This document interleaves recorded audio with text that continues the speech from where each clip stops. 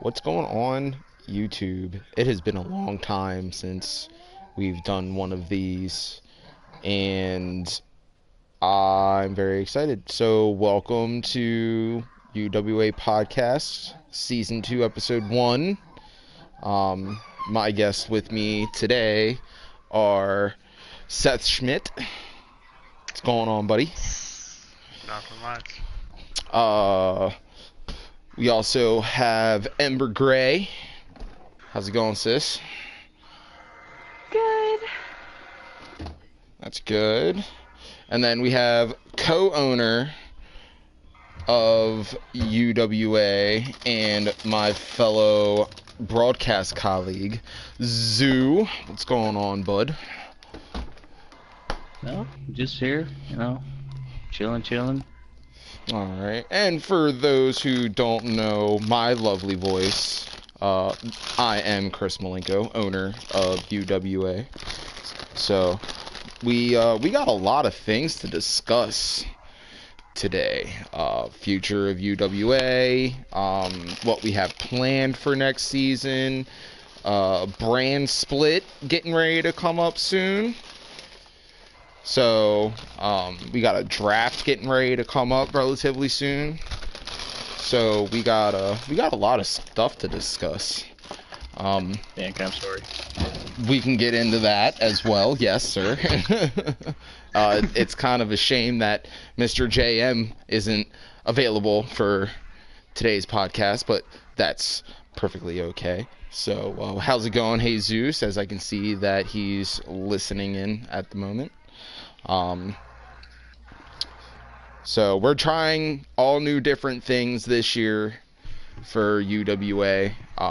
The way that our show is broadcasted, the way our podcast is broadcasted, the setup of our show, setup of our storylines. We have new titles that we are introducing as well as a whole new tournament that we discussed a little bit about last year. That we're actually going to get more in-depth to it coming up. We're probably going to touch a little bit on it on this podcast today. So, very excited for this year. 2K19 is absolutely fantastic if we can go into a full shoot thing right now and just talk about 2K19 in general. So, Seth, how'd you dig the career mode this year? Well, comparing it to the last 3 years of my career, find all three of them, it's like 20 times better. Oh, hell yeah. I think the last my career that I had this much fun in was 15. I think Yeah. when they restarted my career. Yeah, and 2K15 had replay value for their My Career mode. But not as replay this year though. Oh yeah, no, this year's is definitely replayable. So let's go ahead and get into the nitty-gritty about the My Career mode this year. So pretty much on how it's set up, your character starts off in the indies. Van Gogh. Then you get into what is soon to be one of the independent promotion named BCW, ironically, not to be mistaken with formerly known as BCW for an EFED in the community.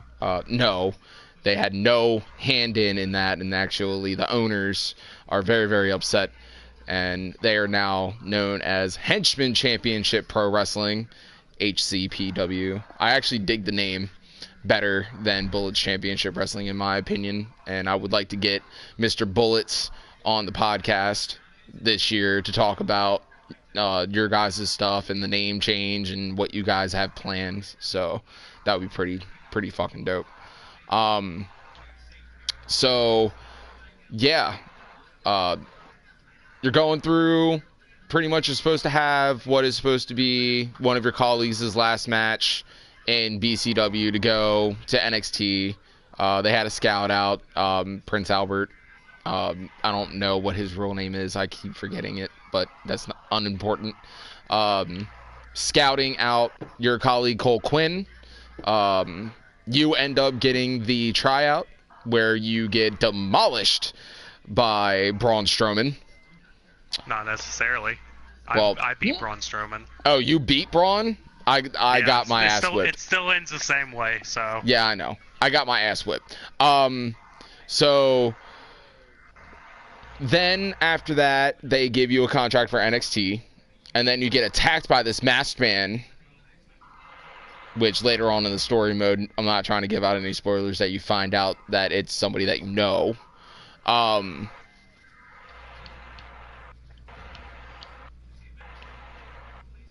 Yeah, Baron Blade is a legend. I will definitely give WWE 2K that. What a great way to integrate that into the story. I enjoyed that a lot.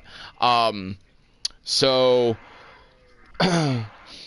after you get attacked or whatever, the fight apparently goes viral all over the internet. Triple H gets pissed, tells you that you're never going to make it back to WWE, tells Prince Albert that, don't bring me any more people from this promotion. We don't want to do work with them, and he's pissed off at Baron Blade, who is the owner of BCW. So now your goal is, since Triple H has it out for you, to pretty much gain his respect by forcing it. So invading NXT and then getting drafted to SmackDown. I got drafted to SmackDown first. I think that's just how the story mode goes. Yeah. And then you get drafted to Raw, and then you win the Universal Championship, and then, it's a great fucking story mode this year. The fact that you starting out in the Indies to make it to WWE. So I really liked how they integrated that this year. I really thought that they were going to put in that actual House of Horrors match. Kind of disappointed that they're not. But that's okay, I guess, unless they come out with some kind of DLC that adds in a new match mode or whatever, but one can only hope. So, but yeah, the My Career mode this year was actually pretty fucking dope. So, but moving forward from that, now let's get into a little bit of what us and UWA have planned this year. So, new signees. Hearing it here first, Seth Schmidt re-signed to UWA. Very, very excited for that. Thank you for taking me up on my offer to come back. So, I think Seth Schmidt's one of the only people in the community that I can never say no to. The man is pure gold. There's nothing else I can really say about it. That's not me trying to put him over or hype him up. It's just fact. So, you got a little bit more inked up since the last time I saw you, man. The fuck? You have, any room left on your body for any more ink? Knees down, my face. That's about it. Damn, man. Well, I'm happy to have your heavily tattooed ass back on the roster. So, besides being obvious, so you can't say the UWA World Heavyweight Championship, where do you see yourself in UWA? What is your first initial goal coming through the doors of UWA? Your first initial goal? Just to prove to everyone that is still a UWA fan that I'm still better than everybody. I mean, I proved it beating West Lightning in 2-3 minutes? Yeah. True. So, how do you feel about Diego being re-signed to UWA? I care less what he does.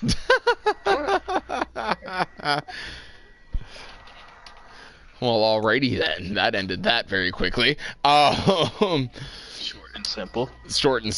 To the point. Zoo, how do you feel about Seth Schmidt and Diego coming back to UWA? Gives me a boner just thinking about it. This guy. This fucking guy. Our women's division is heating up also. as everybody knows, Princess Erin and formerly known as Cassidy, now known as Cameron Williams, Royal Freaks, UWA Women's Tag Team Champions. So, coming into next year, we got a few new tag teams that we'll be introducing, women's tag teams that we'll be introducing. One of the first ones I'm happy to announce is actually a Japanese tag team, women's tag team. So, they'll be making their debut next season. Very happy about that. And then we also have the DeWinter sisters as well. We have hopefully returning next season. Haven't had a chance to really talk to her, but Christy Bennett, hopefully she'll be returning next season. As everybody knows, she's been injured. Also been doing other things as well. I see that she's been training. She's been getting better. We haven't heard anything come through the office quite yet about her official return to Underground Wrestling Alliance and the Underground Arena. But I would really like for her to come back. Amaya Storm is our current women's champion. And Christy Bennett has been really wanting to take that away from her. So I don't know if she'll come back and make that an initial first thing goal when she comes back, but hopefully to hear from her soon. So, but the Jordans will be back this season. Luke has my fucking belt. So my goal, first off, is to get my belt back and keep it on the show where it fucking belongs, and that's my show. So, we actually are going to be renaming, retiring, I should say, the UWA Television Championship.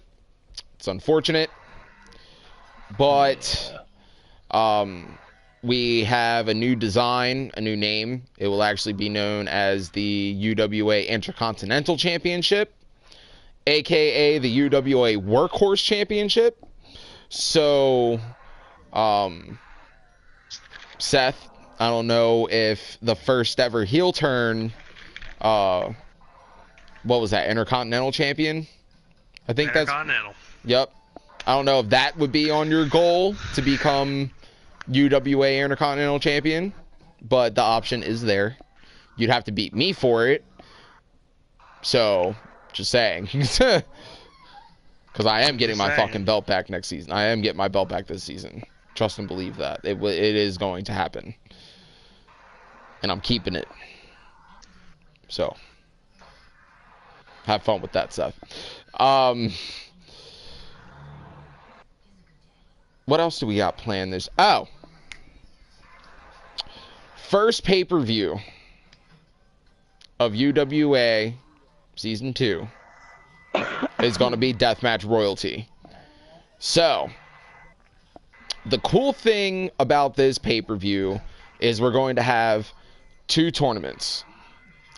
A men's tournament and a women's tournament to crown the first ever UWA King and Queen of the Deathmatch.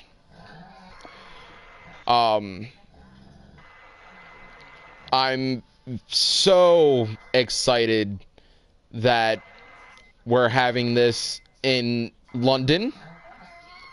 It will be in Wembley Stadium.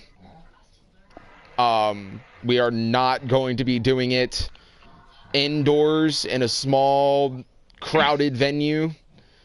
We do have a big audience prepared to show up. At least, I don't know, 55,000 people to show up. So, apparently we're very, very well known over in the UK, which is awesome. They love their deathmatch wrestling, and we're going to give them a freaking show. So the way that the King of the Deathmatch and the Queen of the Deathmatch championships work, After recrown... Hold on 1 second.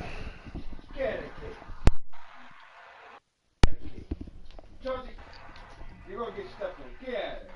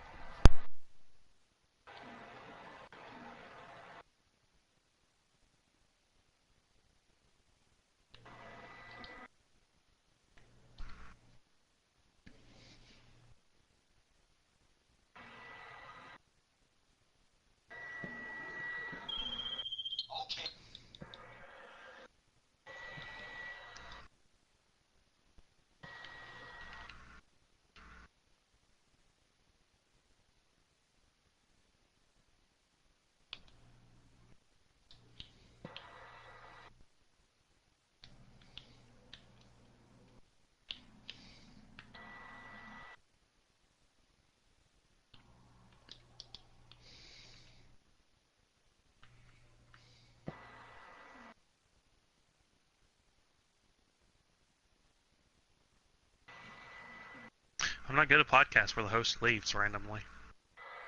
I know, huh? Sorry about that. I thought I had turned my mic back on.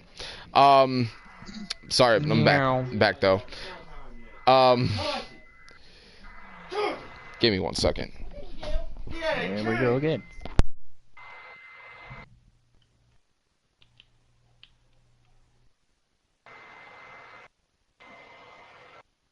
What a great way to start this season. Picking up right where we left off last season. So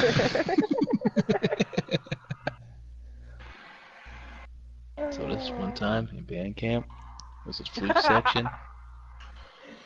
I did a B flat when I fart. Sorry about that. While you were gone, he filled us in on the Bandcamp story. Oh God. Yeah. So that's going to be fun. It's done. So, the King and Queen of the Deathmatch Championship tournaments are going to be done 4 times a year. So, probably once every 3 months we'll do it. So I'm extremely excited about that too. Just this year alone is going to be filled with a bunch of things that a lot of people aren't going to expect. So, a lot of things that I'm not ready for yet, but we're getting there. Ember, have you thought about maybe making an appearance in UWA? One-time thing only, maybe? I just got back in town like 2 days ago. Where did you just come back from? I've been on vacation the last couple months. When CZW was sold, I got a free paid vacation, and I've been traveling and training all over the world. Yeah, It's must been be a nice. hell of an experience. Yeah, I thought So I don't know heard. what I'm gonna get. I thought I heard something about you being out in Japan learning some things. So I keep my ear to the ground. Well, while she was in Japan, I was up in the UK actually, picking up some of that UK strong style.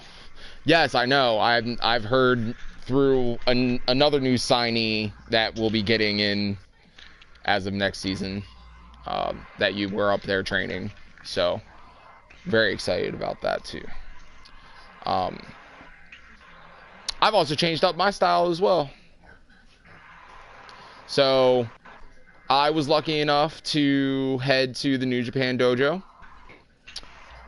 both in LA and in Tokyo. Got a chance to learn from Gato himself while I was in Tokyo, and then when I went to LA, I got a chance to learn from Shibata. So I got some new moves coming in my arsenal. I revamped my diabolic knee.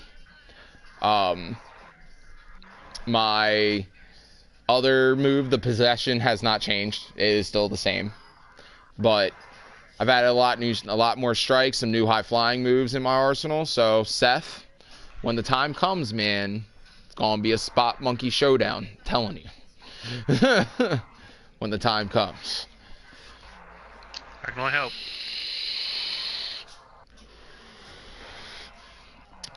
Let's see here. So we got Seth Schmidt coming through the door. Happy for that signing. Diego Riley coming back. Jesus Perez bringing in some friends. The Guerrillas of War are coming in.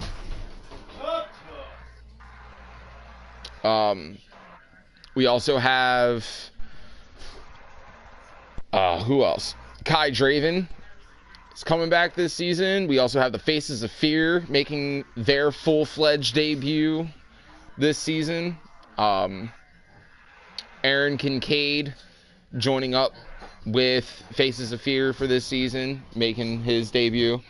Give me 1 second, guys. Hold on.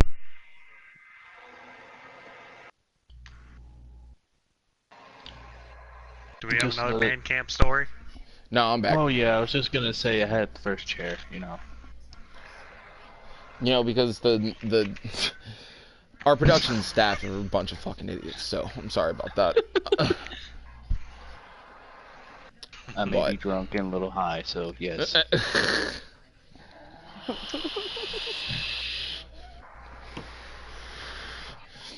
Thank you, Crown. We also have some new matches that we're going to be introducing next season. So, I get to go to the Jordan's lovely home, and I'm taking back my fucking belt. That Intercontinental Championship will be mine. So, Luke, go ahead and stay in Baton Rouge, bud. I'll be coming to Louisiana soon. You'll see me. I'm ready for that. Also got a chance to go to Texas and learn from the hardcore legend himself, Mr. Terry Funk. Yeehaw. And that was no joke. Tore my ass up. Oh, you were brutal over here. Hey, man, I don't even care. That needed that. That opened my eyes to a lot of things, man. I'm a completely different person now when I look at hardcore wrestling. So, about to see a completely different side of me when it comes to in-ring stuff. You weren't expecting that when you got down here. Well, after that, it wasn't very long after that Triple H had asked me to come to NXT and show off some stuff. Current NXT North American champion, baby. Adam Cole, who? So, just saying. Put those lovely pictures up on my Instagram. Got a chance to face Mustafa Ali. Put a knee to his face. Andrade Cien Almas, another one that wasn't the match for the Young Blood. So. Crystal Crimson will be coming back. She's got a whole new attire set up and done. There's just so much, man. So much coming. Can't really even get into it all in one podcast. It would take like 2. So, with that, we're going to segue into some other wrestling things that don't have to do with UWA. Legacy just had their On the Line pay-per-view. It was very good. I was very pleased to see Legacy doing better this year than what they did last year. I'll give them 2 thumbs up for that. Yeah, for sure. Good. For sure. Yeah. Seth, what did you think of On the Line, or did you even watch it? I don't watch Legacy. Yep, that's the answer. We'll probably hear. Yeah, No, well. I made a one-night appearance on Legacy, and I didn't watch it afterwards. Oh. Well, there goes that. Ember, did you watch On the Line? No. I didn't think so. I thought I'd ask anyway. Well, I did, and it was a great show. Goat Squad pulled out a victory. That was awesome. got a chance to watch Aaron Bourne do his thing. He's a great guy to watch. Diego wasn't on the card. Didn't show up, I guess. He decided to stay home. For some odd reason, he thinks that he's top shit now all of a sudden. But, you know, whatever.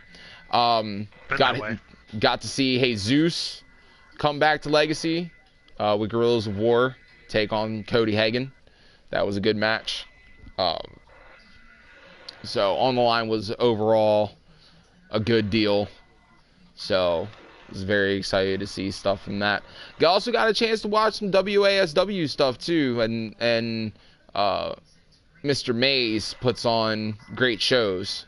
So their program's always fun to watch too. Also got some other breaking news. UCW shut down. But now they're known as LC2K, which I don't remember what their name for their actual promotion is called. So, but they're making a comeback this year. Excited to see that.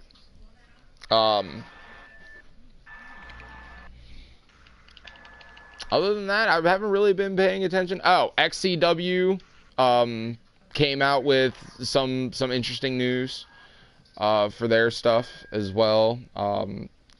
New logo for them. I like their old one better, in my opinion, but it does look good.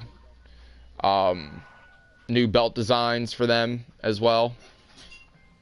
So, overall look for them is shaping to be pretty damn decent.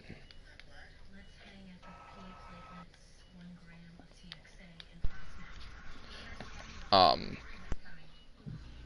think that's pretty much about it for community shit that I really wanted to talk about, because ain't nothing really happening in the community that's interesting at the moment. True. So we're going to move forward into outside of WWE 2K altogether and actually talk wrestling and what's been going on in WWE, NXT, and some of the indie promotions. So let's actually start with NXT. This Aleister Black story is interesting. I love Nikki Cross.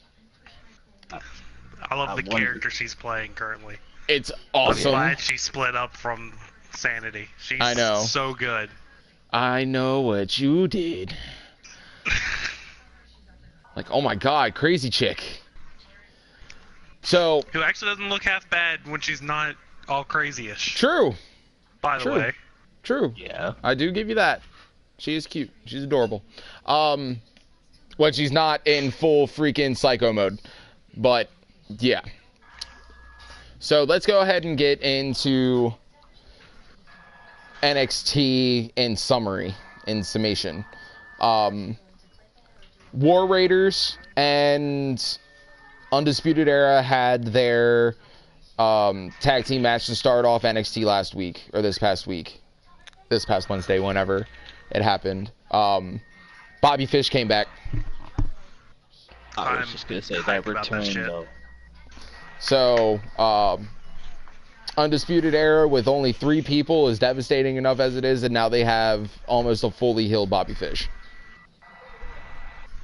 So, NXT is about to take a very sharp turn into becoming truly undisputed, and I'm very, very excited to see what happens now.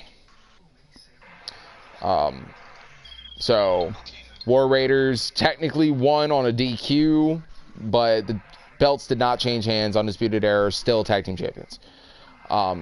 Which the week before, Adam Cole was unfortunate and did not regain the North American Championship. Ricochet is still North American Champion. For now. For now. At least until Matt Riddle decides to come into play.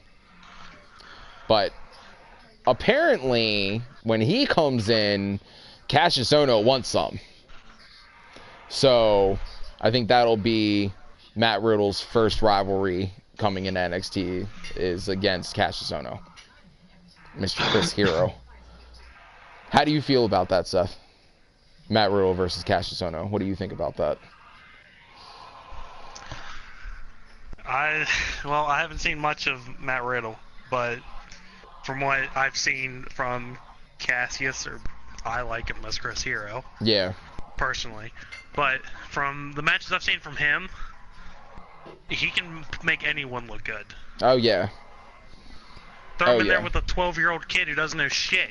Makes the kid look like a fucking WWE champion. Yep. It's going to be a hell of a match. I'm just saying. Cassius Ohno is one of them ones where he could wrestle himself and sell it and make it look good. He can wrestle a broomstick and put on a 5-star match. Absolutely. Absolutely. So that match is going to be great. And I have seen Matt Riddle, and Matt Riddle is a freaking beast. He is amazing. He's got charisma, and it just works for him. He's just naturally meant to be a pro wrestler. You just got it. That's all you gotta say. Yep. He has it. He definitely has the it factor. Someone else who has the it factor that just needs to be pushed is Dolph Ziggler. Oh yeah, you could. I completely his agree selling with you. ability and his charisma are fucking Through the roof. Absolutely through the roof. Yes. So and like, what's I hate been that he's stuck in a tag team. I mean, don't get me wrong, him and Drew McIntyre are a beast ass tag team. I mean, they really are. But I want to see Dolph Ziggler World Heavyweight Champion. We've seen that story already. Tag team champion. Yeah, that's true. Not a good story. Not a good one though. That's true. It hasn't been a long reign. He needs a decently. He needs a lengthy reign of it. So what do you think? Do you think that he'll become Universal Champion? I wouldn't throw him on the Universal. I'd do a Dolph versus AJ storyline with it. Oh, so have him go back to SmackDown? Yeah, definitely. Where do you think Aleister Black should go when he gets called up? SmackDown. Absolutely. I'm sorry, but Raw fucks people over. Yes, they do. They screw up gimmicks and talent. Like the whole Undisputed Era needs to go to SmackDown because Shane, he will let them do what they want to do. Yes. Absolutely. Because look at AJ. Prime example. In better words, he's fucking phenomenal. Samoa Joe. Absolutely freaking devastating and terrifying. So, like, which is what Samoa Joe was when he was leaving TNA to go to NXT. He was that vicious Samoa Joe. He was that way in NXT. Yep. He's gonna when he was kill Raw, you. He was toned down. And that had a lot to do with Vince. Yeah. Vince does not like indie guys. He doesn't. At all. Unless they're muscly and fat. Yep. Or tall. Huge. Yep. Absolutely. Physically, Which is a not shame. emotionally huge. That is true. Yep. So, I mean, that's not, you know, like full in fact though, because they pushed The Miz. Yeah, but The Miz was homegrown WWE That is talent. true. They either want indie guys that are huge physically, or WWE created. Well, with that being said, Punishment Martinez seems like he's getting ready to make a beeline to NXT. So, Punishment Martinez, former Ring of Honor television champion, just recently lost it, I think, at Death Before Dishonor. I can't remember who he lost it to. I think it was Flip Gordon. Fucking Flip. Love Flip. I do. I love Flip. Watching him live is freaking fantastic. Dude is outstanding. So, but, and another rumor is that the Elite are making their way to WWE. Rumor. Oh yeah, that'll be Rumor. coming. Rumor. But if Well, we'll rumor see becomes about fact, they're going to go to NXT. They're not going to go to SmackDown. Oh yeah. They need to go to NXT because I also want to see the Elite versus Undisputed Era. I want to see the So Bucks. bad. I want to see the Bucks versus Red Dragon again. I want to And- see Omega versus Adam Cole. I want to see I Cody just versus wish- Adam Cole. Triple threat between all three of them. Fuck it. Might as well. You know what? I would love it. No, fuck that. Let's make it a fatal 5-way. Let's make it a fatal 5-way. Okay? How could you read my Okay. mind? I was just gonna say that. Fatal 5-way. Cody, Omega, Adam, Ricochet, Pete Dunne. Bank. 5-star fucking fatal 5-way right there. They'd have to do that Hold in on. a fucking pay-per-view. Yes, they would. It You would just have to read be my a mind on takeover. that one. I It would was have just to be a gonna say the takeover. same thing. So, Main event takeover. oh Not hell yeah. either starting match or fucking throwing And it would have to be either for the North American Championship, the United Kingdom Championship, or the NXT Championship. Have to. But here's the question. By then, someone's Yeah, gonna by be then. an NXT But champion. here's the question. Who would come in as NXT champion? If it were to be for I the NXT wanna- Championship, ooh. who would it be? My heart's saying Adam Cole because I'm Adam Cole all day. Yeah. But like logically, probably either Kenny Omega, Cody Rhodes, or Ricochet. Let's do this. Okay? Say Adam Cole and Ricochet have been in a feud over the NXT Championship, and Ricochet beats Adam Cole for the NXT Championship, and Ricochet comes in as NXT Champion to that Fatal 5-Way. Okay. What would be the definitive story between Omega and Adam, Cody and Ricochet, and Pete Dunne just being Pete Dunne? Well, I mean, at this point, Pete Dunne doesn't care about anybody. Okay. I mean, Roderick Strong turned on him in a heartbeat. That Yep. one takeover. So, I mean, there's that part. I mean, you could always rekindle the Adam Cole, Kenny Omega feud from That is true. Bullet Club. That is Because- true. Kenny came in, Adam got kicked out. Yep.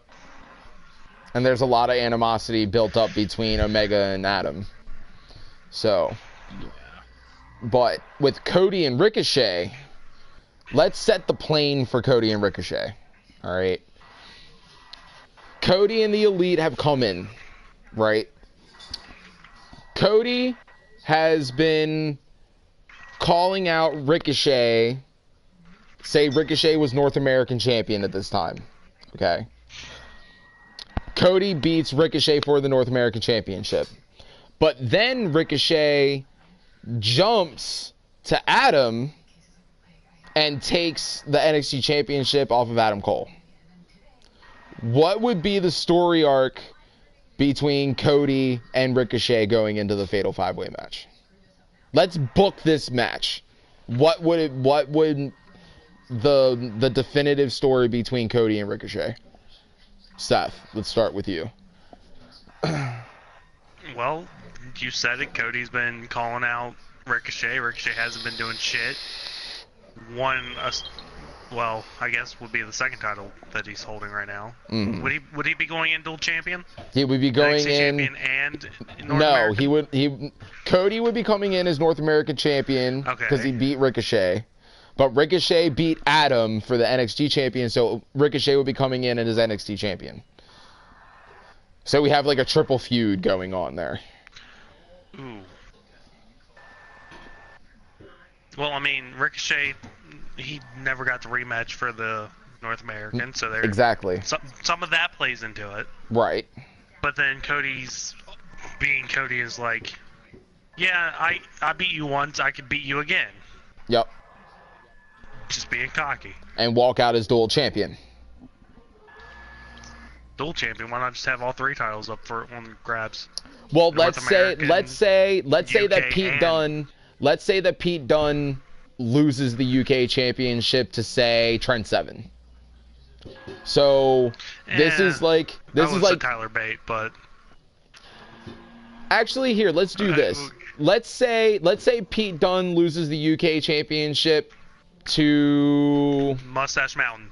They're co-champions. Just playing off of my career. We could do They're that. dual champions, or they're co-champions. Let's do that. They're co-champion. All right. And that feud is full and done, and Pete Dunne has nothing to do with Mustache Mountain now. So British Strong Style is broken up. Pete Dunne, before being sent to the main roster, wants to hold the NXT championship. As we saw, leading into the triple threat last week, Ricochet and Pete Dunne have had miscommunication during a tag team match. Okay. Say that the tag team match was Pete Dunne and Ricochet versus Cody and Kenny Omega. Alright. There's misdirection. Ricochet ends up hitting Pete Dunne with the 630 splash because Kenny rolls out of the way and whatever, or hits him with a roundhouse kick or something. Whatever you call it. Benadriller. All right. That makes more sense. Yeah, let's do that. Say he hits fucking Pete Dunne by accident with a Benadriller because, say, Kenny Omega or Cody move out of the way. But after the match is done, Cody and Kenny not only attack Ricochet and throw him out of the ring, and Ricochet is down on the mat on the outside, they turn their attention to Pete Dunne and completely demolish him. Kenny hits him with the one-winged angel, and then Cody hits him with the crossroads. Alright. So, what is Pete Dunne's true motive, aside from winning NXT Championship, coming into this match now? With that broadened being said. To fuck up everyone's limbs? Exactly. I mean, that's all I got for you. So, I'm just saying, hypothetically speaking, coming into this match, looking at it on paper, who do you think comes out as victorious? Who takes the NXT Championship? And I want to go around the whole table with this, and I want to start with Ember. Who do you think Ember walks out as NXT champion between Ricochet, Cody Rhodes, Kenny Omega, Pete Dunne, and Adam Cole? Who walks out as champion? Pete Dunne. Oh, like that. Solid choice, though. That is a solid choice. I like that. Seth. I mean, WWE's heavily pushing Pete Dunne right now. Oh yeah, for sure. So, Seth, who do you think walks out as champion? Looking in the eyes of Triple H, knowing that Cody left and got big, yes, and now he's back, my money's on Cody. Okay, I can see that. Zoo, who do you have?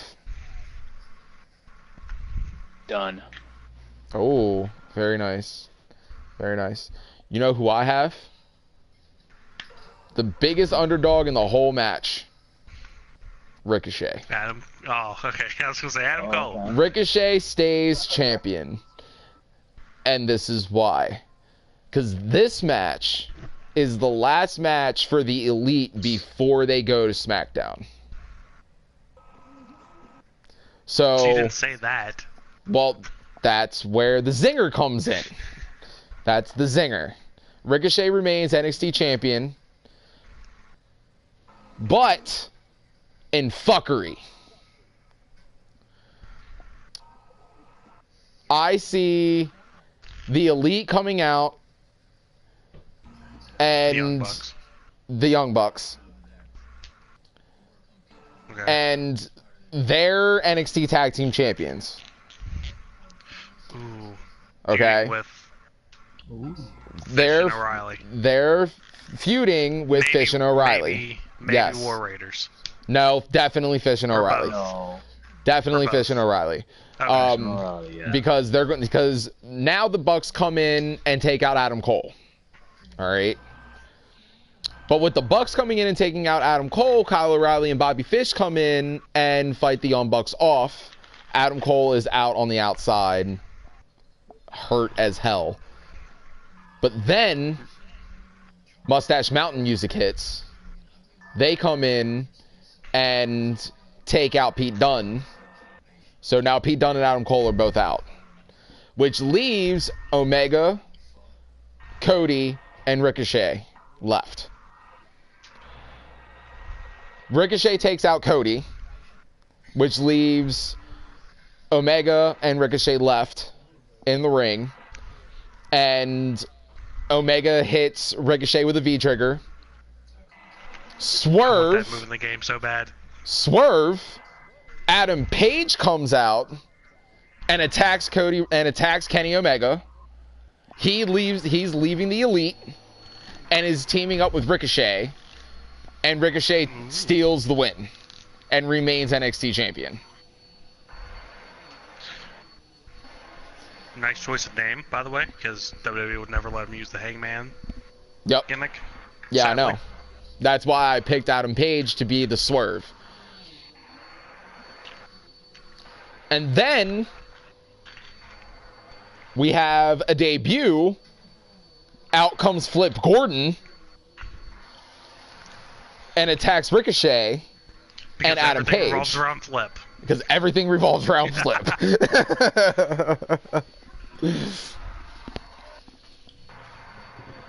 So, and then the next week on NXT, impromptu, Cody Rhodes has to put up his North American Championship against Adam Page and loses.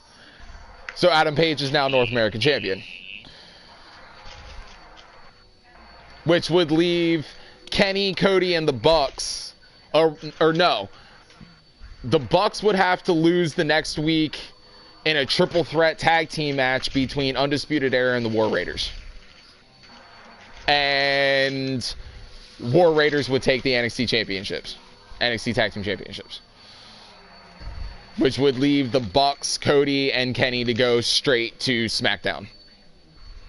And then you can pick up the War Raiders and War Raiders and Undisputed Era would go back to their rivalry. Their feud. Yes.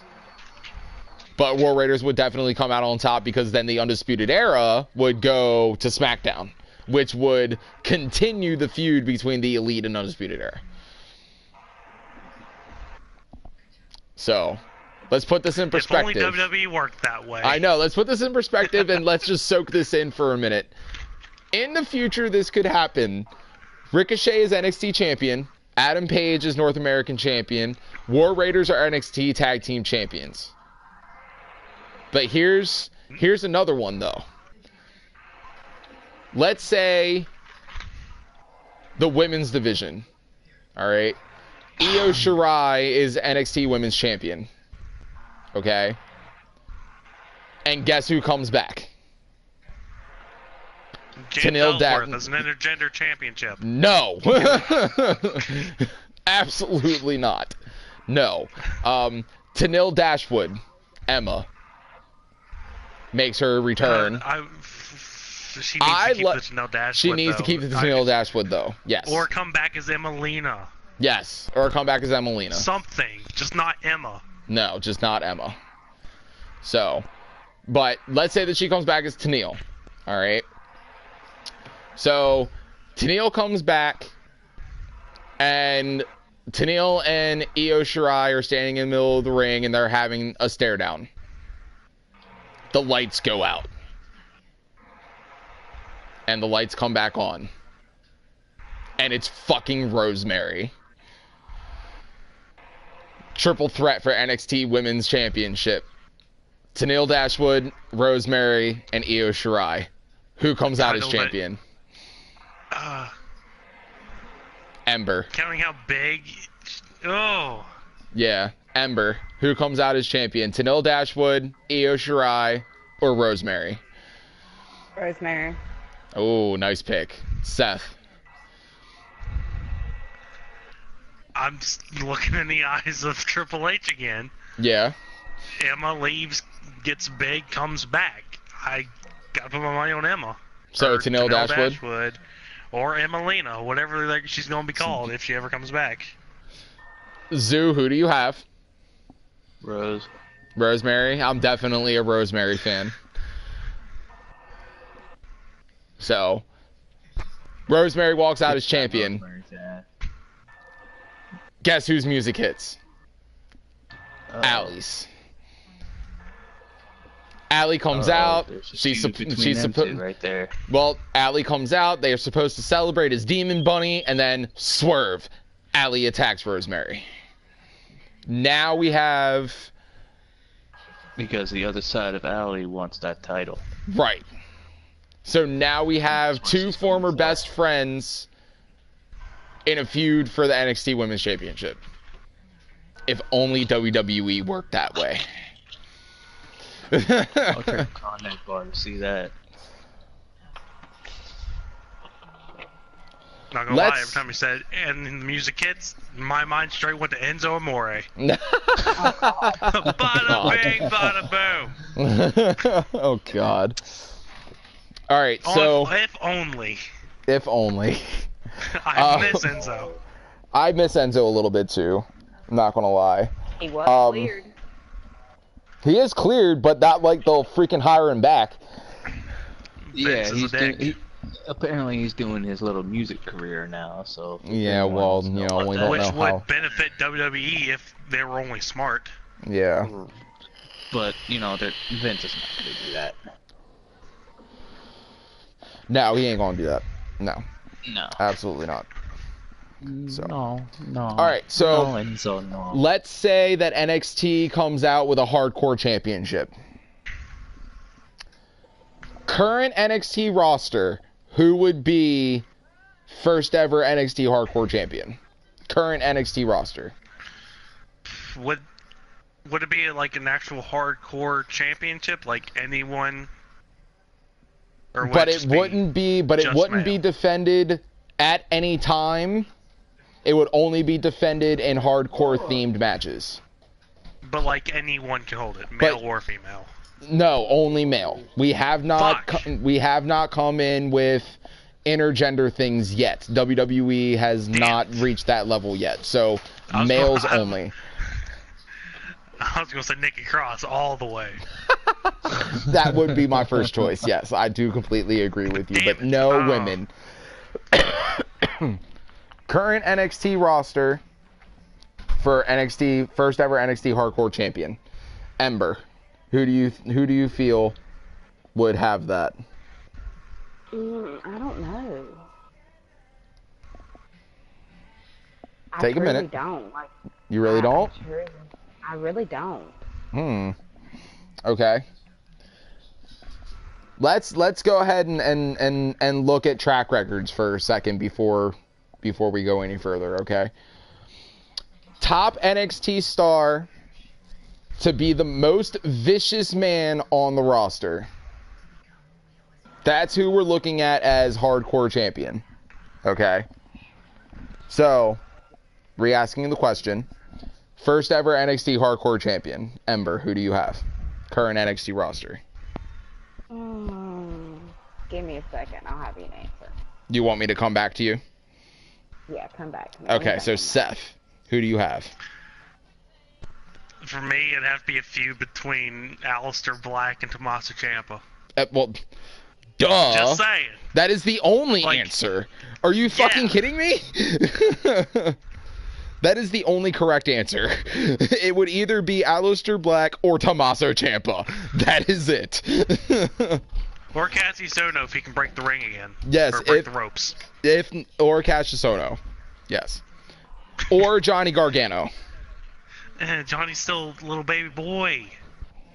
But what if the Tommaso Ciampa and Johnny Gargano feud turned into a fatal four-way feud between Ciampa, Gargano, Cassius, and Aleister? And it was done inside an extreme version of Hell in the Cell. First so, ever like, a steel NXT. cage inside of Hell in a Cell. So no, not necessarily like a I think Punjabi that would be prison thing. It would be Well, I interesting, mean- but more like a lethal lockdown. For me, I'd still have to go with Alistair Tomasa. Okay, Because Johnny's still the little baby boy. one winner only between Aleister Black, Tommaso Ciampa, Cassius Ohno, or Johnny Gargano. One winner only. Extreme Hell in the Cell. Who do you have, Seth?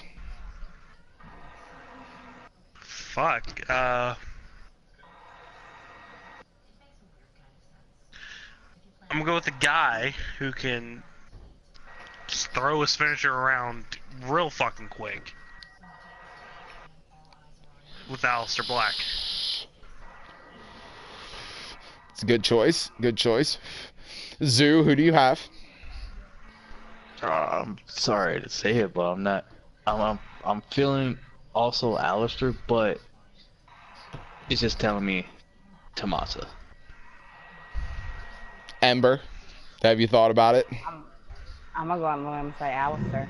Oh man, y'all making my heart hurt, man. It can only be the one and the only Johnny motherfucking Wrestling. He overcomes all adversity and finally destroys Tommaso Ciampa. Aleister Black and Cassius Ohno are having their own little thing away from the ring, like say in the backstage area, and it leaves Tommaso and Johnny in the ring by themselves. And Johnny Gargano has the crutch. He gives in to his demon and his extremely freaking hateful and aggressive side towards Tommaso, beats him over the face with the crutch, hits him with the Gargano escape, and makes Tommaso Ciampa finally tap out, becoming the very first ever NXT Hardcore Champion. Has to be fucking Johnny Gargano in that instance. But if it's not He's still Johnny... the baby boy. I know, but this would make him a man. We already have a man. It's Aleister Black. No, well, I mean, He's- he... In Tommaso Ciampa's eyes, he's only half a man. Says the one whose fucking knee's injured. But, yeah, and? So is Gargano's now. Exactly. Cassius is the only one who's 100% health right now. So, speaking of knee injuries and problems and things, let's talk about the Mae Young Classic here and get into some very unfortunate news that happened during the Mae Young Classic. So, who were you rooting for to win the Mae Young Classic this year? Ember.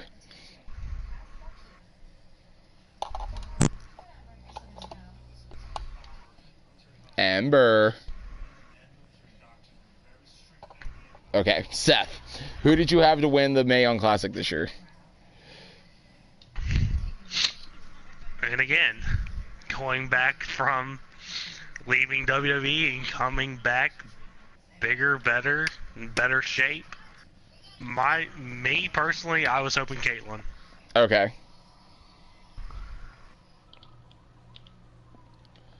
So, my pick,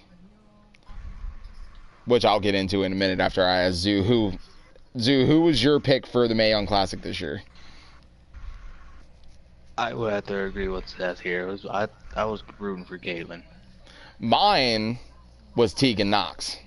That's who I wanted to see go all the way. She had the biggest overcome story due to her knee injury that kept her out of the Mae Young Classic last year, which is unfortunate for her and for me to discuss it, but she injured her good knee during the tournament this year. In her match against Rhea Ripley, who was my second choice for the tournament. My third choice is Io Shirai, which if anybody hasn't finished watching the Mae Young Classic or heard anything about it, the finals have already been set because everything's already been pre-recorded. And I'm extremely excited about the finals of the Mae Young Classic this year. So, My number 2 was Tony Storm. Tony Storm was my number 4. She went so far last year's. I know. Just to come up so short. I know. And she has so much talent. And she made a name for herself after the first Mae Young Classic, but on the indies. Sadly. So, but she is really good. I see her being first ever NXT Women's UK Champion. So, which the first ever episode of NXT UK was amazing. I haven't so watched good. it yet. Oh, dude, it's so good. Mustache Mountain comes out and gives a fantastic promo. Mastiff came in against a jobber and completely fucking whooped his ass. Obviously.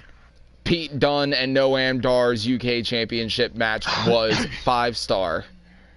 So good. Fucking love Noam. Tony Storm's match against I can't remember who she faced, but that was really good too. So I would have to. Oh, and the Joe Coffey had a great first match against who was that? Mark Andrews. Which ended in fuckery. Mandrews. Yes, Mandrews. Which ended in fuckery because Joe Coffey's brother, I think his name is Matt, I think. Can't really remember. I think it's Matt Coffey. Coffee with creamer. I'm kidding. But so the end of that match, the Coffey brothers attacked Mark Andrews, and the Modfather himself came out to save the day. So, can't remember his name, but I really do like that kid. He's got a great look. An original gimmick. Yes, and an original gimmick. So, I'm excited for NXT UK. So, I can't wait until next week's show. It's going to be awesome. But let's go ahead and talk about main show WWE for a minute.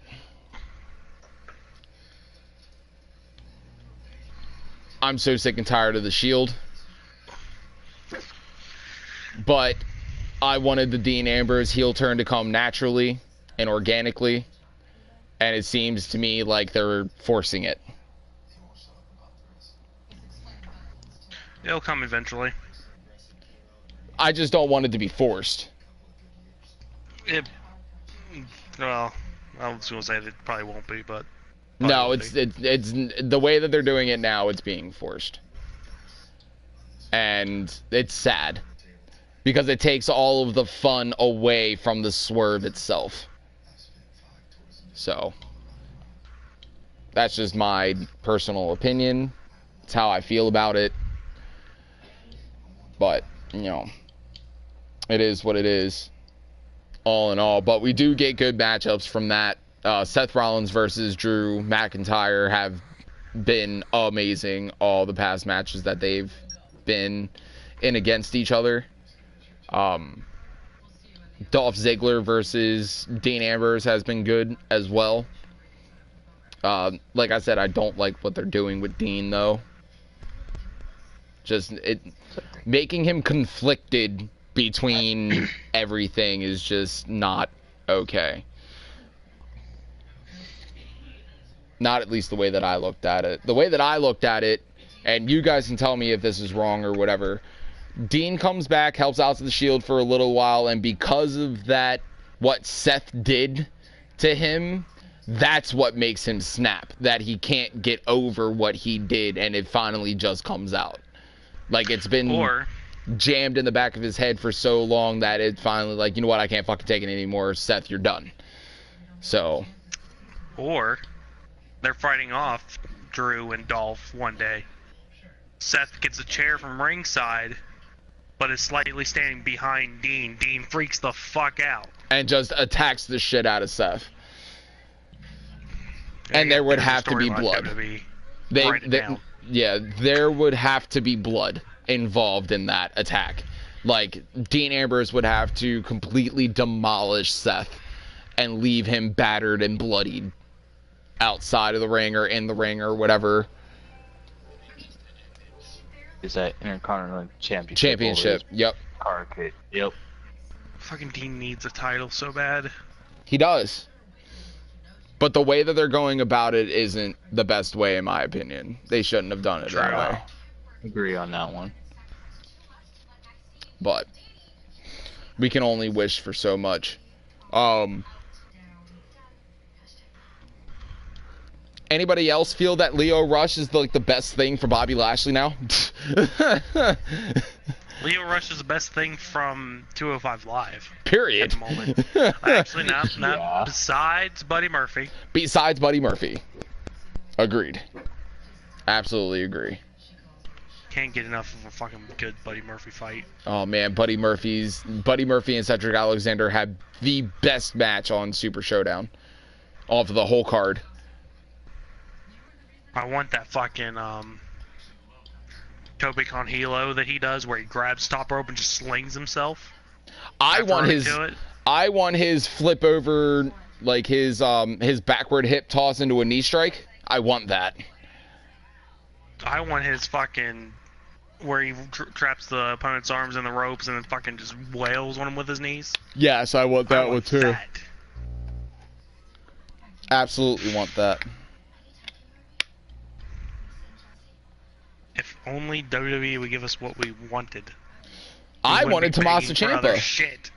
I wanted Tommaso Ciampa in 2K19, but Tommaso didn't want to be a part of the game at all. I wanted Buddy Murphy on disc. Yeah, I wanted Buddy Murphy on the actual game too, but he'll come as DLC, I'm sure. So It's fucking better. I want I really hope the so. basic version of his fucking shorts. we went Short complete trunks, wherever shoot they are. just a minute ago. So, but yes, I wanted his shorts too. I actually needed his shorts for me. Really sucks that can't get that style, but it is what it is. So, Crown Jewel is going to be another one of those bona fide house shows. Fucking 4-hour house show. Yep, it's going to be annoying as shit. I'm not excited for anything on that match card at all. Nope. And I could really care less. Well, I mean, I'm not too mad about the DX versus Bros of Destruction. I'm tired of the nostalgia, will be a man. Good match. I mean, it'll still be a good match. It will be, Which but will I'm just eventually tired of the lead to- nostalgia. I just hope it leads to a fucking Shawn Michaels Undertaker match at WrestleMania again. Where Shawn finally beats him. Fucking hopefully. I mean, 2 other people beating him since Shawn. Triple H finally beat him. Shawn's time.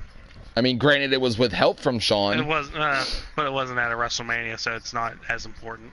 Yeah, that's true. But, I mean, in all honesty, what they should have done, I know that they have this thing going on with Saudi Arabia, but they definitely should have did Crown Jewel in the UK. And it should have been at Wembley. It would have been a better show if they were to do that in front of the UK fans instead of the Saudi Arabia government. So,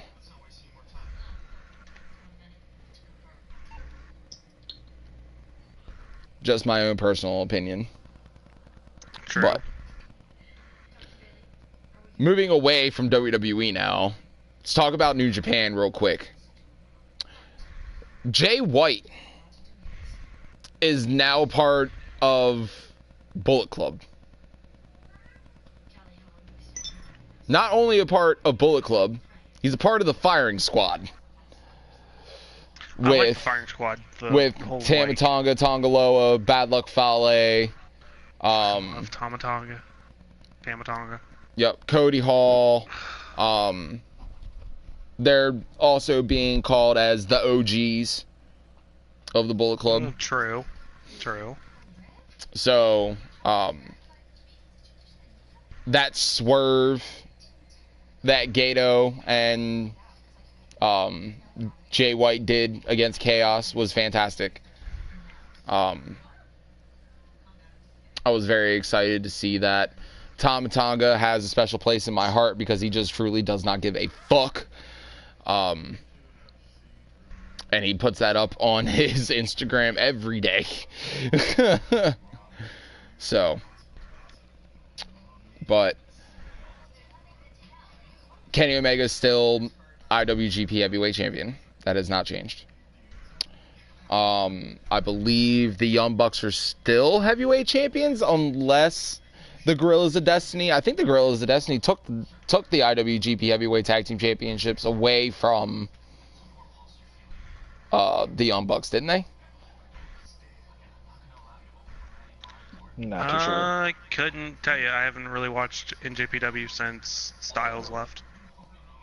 I mean, it's been good since Styles left.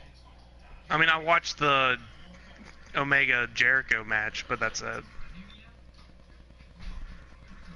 Another good match. That shit was fucking awesome. So, but it didn't top the Omega Okada match, but it was still a good match. So, but Juice Robinson is no longer United States champion. Cody is, which is awesome.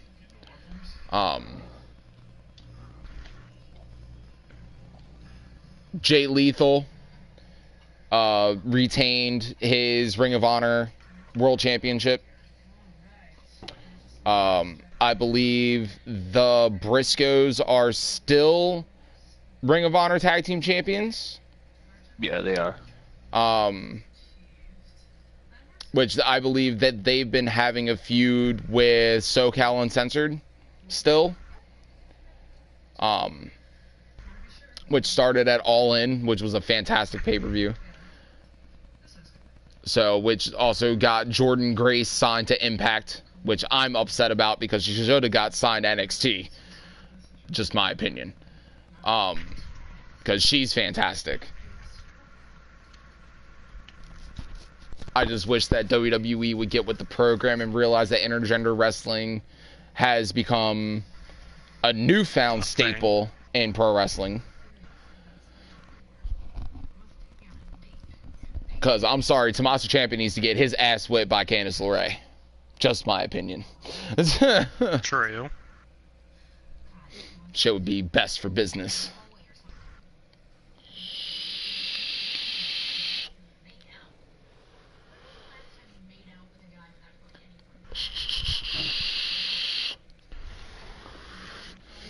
So, but other than that, I mean, wrestling has been pretty damn decent so far come towards the last quarter leg of 2018. So 2019 is not that far away, and I can't wait to see what WWE, more importantly NXT UK have in store for next year. Who do you guys think attacked Aleister Black?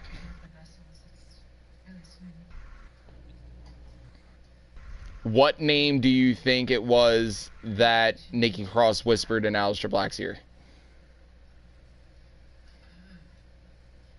Seth. I gotta go with either Johnny or Tommaso, or maybe even herself. Fuck it, it could have been herself. It could have been, but do you think that Aleister would have attacked her? If that was the case? No doubt on that. I mean, her. Well. I mean, because Aleister was personally, pretty pissed after. Well, yeah, I'd be that pissed too if I got attacked by a woman and I couldn't do shit about it. Just saying. Yeah. I think he would have yoked her up, though, to be honest with you. I think that would have been the start of something intergender in NXT.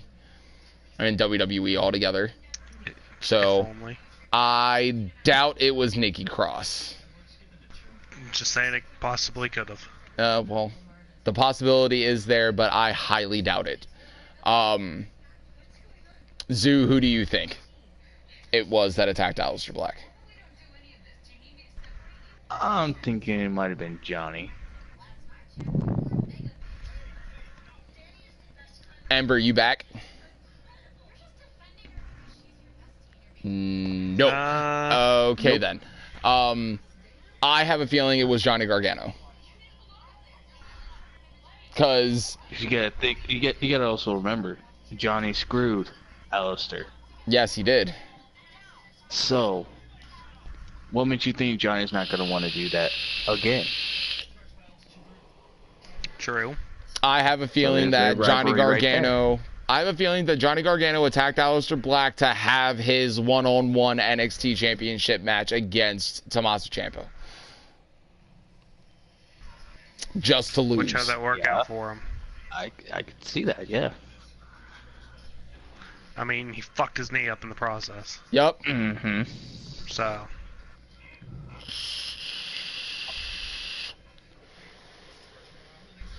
How do you guys feel about the Forgotten Sons?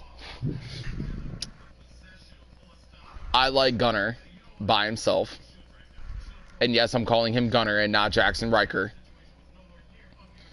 Not gonna lie, I only liked fucking Wesley Blake when he was with Buddy Murphy. I don't know. I like Steve Cutler. I mean, I think Steve Cutler and Wesley Blake are doing great work together. The premise behind... They're good, but me personally, I liked him when he was with Buddy. Well, that's because Buddy Murphy makes anybody look good, so... But, I like the premise behind Forgotten Sons. I believe that Wesley Blake was on Sam Roberts' podcast talking about it. Saying that their premise behind it was they are military vets that have been forgotten by the government and also forgotten by the wrestling fans as well. They're supposed to be heel, but I don't think that they've really given them enough TV time to progress as a stable yet. Because as of right now, they're pretty much just another version of Sanity. Faces. Yeah, they're pretty much like a face version of Sanity. So.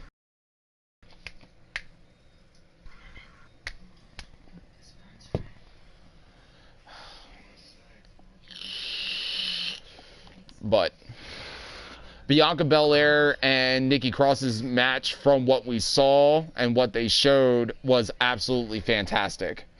They should have let them finish that match.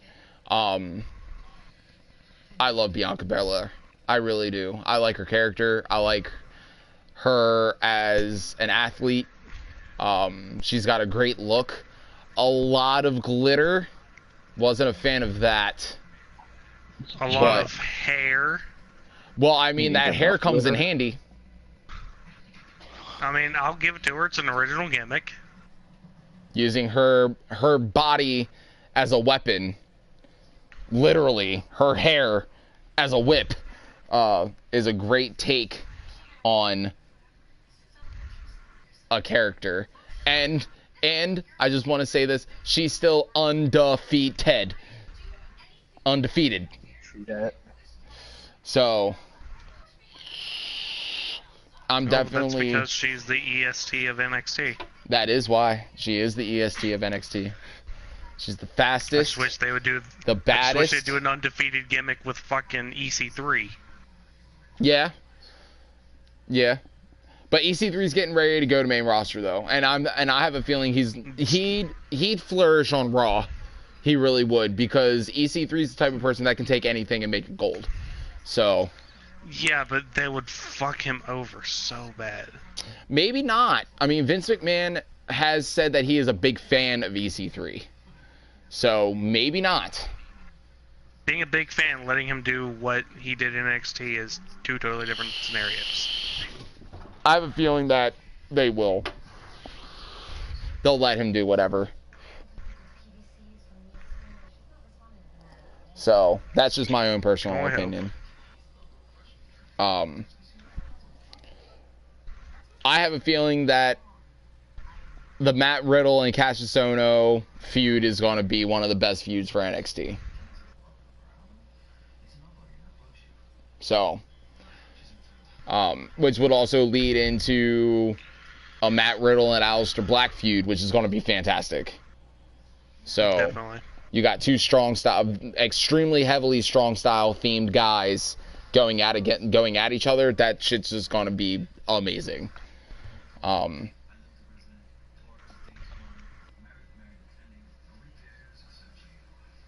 There's really nothing else like interesting going on in WWE right now besides the Samoa Joe and AJ Styles feud, which is taking a different fucking personal. Yeah, but taking a different turn since they've put that on the back burner for now, obviously, to continue to fuel this Miz and Daniel Bryan and now Miz, Daniel Bryan, and AJ Styles feud. I'm okay with this.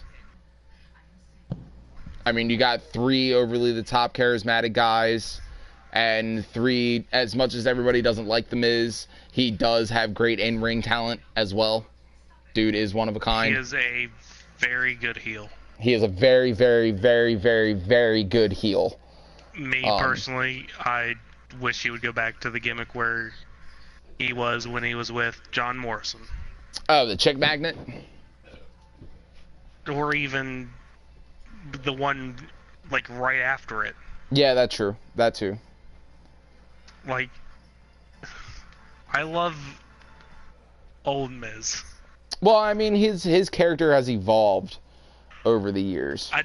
I just don't like the whole movie star Miz. That's we just, get it. You've been in 3, 4, or 5 movies. Congratulations. So is John Cena.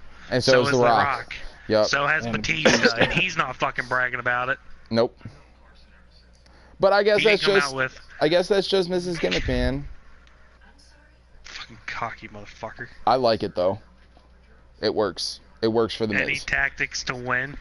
It works for the Miz. Kane was in a couple movies too. Yes, Kane was in a couple movies. You are right. Which, by the way, doesn't Kane have a county to be a mayor of? And Big Show. I mean, yeah, Kane does have a town to be mayor of. But that's on hold right now. He's feuding with Shawn Michaels. Yeah. The fact that the state government is allowing him to be like, yeah, go ahead. You don't have to be a mayor for a little while. You can go over to Saudi Arabia and have your wrestling match. Yeah, sure, go ahead. Public service announcement. I'll be gone for 3 weeks. Yep. Blah, blah, blah is in charge now. Oh. Things that make you go, oh my god. So, but all in all, WWE is trying to do better. Not really mad at anything right now except for what they're doing with Bobby Roode. But other than that, I have no complaints for WWE right now. Which is I a very think they should let Bobby get back to NXT. They need to keep Brock Lesnar away from WWE, just my own personal opinion. But, you know. Yeah, I like Lesnar, the MMA fighter, not Lesnar. Lesnar, the WWE wrestler. No, I prefer him as an MMA fighter. He belongs there. He doesn't belong in a WWE ring now. Not since he's already been to UFC and has come back. It's twice. Yeah. And the one time was to completely demolish Undertaker in a squash match in under fucking 2 minutes. So, but I think it's time to wrap up. In all honesty. That wouldn't be a bad idea. No, it probably wouldn't. So, this has been another installment of the UWA Podcast. I am Chris Malenko with Seth Schmidt, Zoo, and Ember was here, but I guess that she's not now. So, Seth, why don't you go ahead and plug your social media, bud? I plugged it months before. Plug it again. Someone that remember it? Plug it again. I gotta go to it. I don't fully remember it. Instagram is Seth_Schmidt_STF, and that STF stands for Super Kick the Face. Super Kick the Face. For now, I may change my Instagram handle. You want to go ahead and plug Henchman Championship Pro Wrestling for us? That's changed, so I have to go look at it. I think it's HCPW_2K on Instagram. Yep, you are correct. I don't know what the Twitter is. I don't either. But I think it's the same. Potentially. So, Zoo, you want to go ahead and plug your Instagram, bud? My Instagram is Zoo Lick My Balls. That is Z00 Lick My MA Balls with a Z at the end. I love when he plugs his Instagram page. That's ballsy. Yeah, it is ballsy. Yes. But puns. Anyway, puns. My Instagram is Strange Dabs. That's STRANGEDABZ for Instagram. Our wrestling page is UWA Wrestling _2K. Might as well do the Jordans. We are Purity dot UWA2K. Amaya Storm, that's Amaya _Storm _ for her Instagram page. Crystal Crimson will be coming out with her very own Instagram page, which will simply be Crimson UWA2K. And then the Killer Carnies are actually going to come out with their own Instagram page, and that will be Welcome to the Carnival UWA2K. So, thank you guys for tuning in and listening. We are Underground Wrestling Alliance, the new land of extreme, your one and only home of ultra violence, and we are redefining extreme wrestling in every single show, every single match, every single podcast. That's what we do. So thank you guys for tuning in. We'll be back hopefully next week with a draft. Have to get with Mr. Travis about that. So until that comes, and until next time, guys, have a nice weekend, and we will see y'all mid-November for first episode of season 2 of UWA. Have a good one night, guys.